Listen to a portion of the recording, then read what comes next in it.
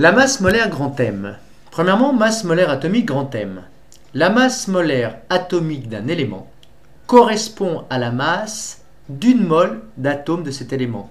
Ou correspond à la masse, si vous voulez, de 602 fois 10 puissance 23 atomes, puisqu'une mole représente 602 10 puissance 23 atomes. On la note grand M et elle s'exprime en grammes par mol ou en grammes mol moins 1, puisque 1 sur mol égale mol puissance moins 1. La masse molaire atomique d'un élément est égale au rapport de la masse petit m en grammes de cet élément sur la quantité de matière petit n en mol que cela représente. Masse molaire égale masse sur nombre de moles. On rappelle, 1 sur mol égale mol puissance moins 1. Chaque élément chimique possède une masse molaire atomique que l'on retrouve dans la classification périodique des éléments. Prenons quelques exemples.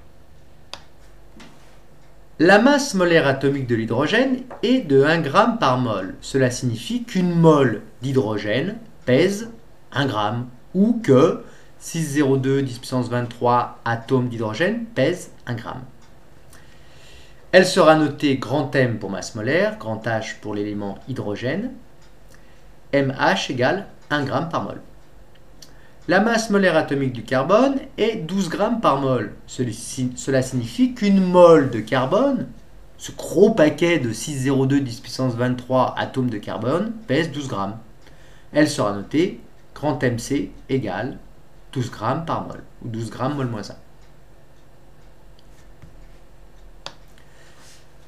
La masse molaire relie la masse et la quantité de matière en mol. Prenons un exemple. On fait réagir au cours d'une combustion une masse M égale 24 g de carbone. Quelle quantité de matière NC cela représente-t-il?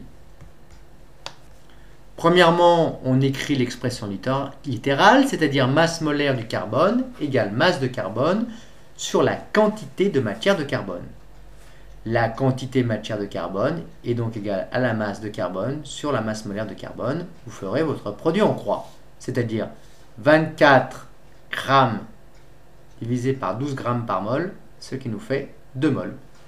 Donc, 24 g de carbone correspondent à 2 mol de carbone, c'est-à-dire 2 fois 602 10 puissance 23 atomes de carbone. Vous cliquerez sur l'exemple vidéo pour voir comment calculer une quantité de matière à partir d'une masse et de la masse molaire, ici d'une espèce chimique. Alors une petite remarque, lorsqu'un élément possède des isotopes, c'est-à-dire des atomes possédant le même nombre de protons mais un nombre de neutrons différents, la masse molaire atomique tient compte des proportions naturelles de ces isotopes. Vous regarderez dans cet exemple vidéo. Donc dans la nature, il y a 75,8% d'isotopes de chlore 35, c'est-à-dire du chlore composé de 35 nucléons, et 24,2% d'isotopes du chlore 37, des atomes de chlore possédant 37 nucléons.